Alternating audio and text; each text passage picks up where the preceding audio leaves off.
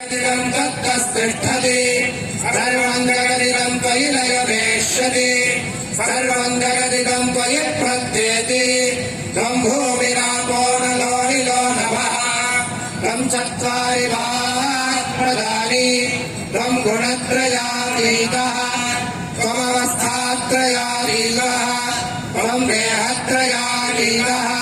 त्वं कालत्रयातीतः त्वं मूलाधारस्थितोऽसि नित्यं त्वं शक्तित्रयात्मकः त्वां योगिनो ध्यायन्ति नित्यं त्वं ब्रह्मा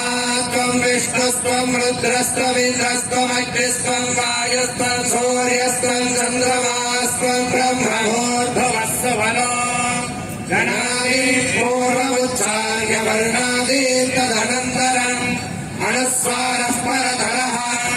अर्धेऽर्जुनसृजम् कारेण रुद्धम् एतत्तव मनःस्वरूपम् गकारः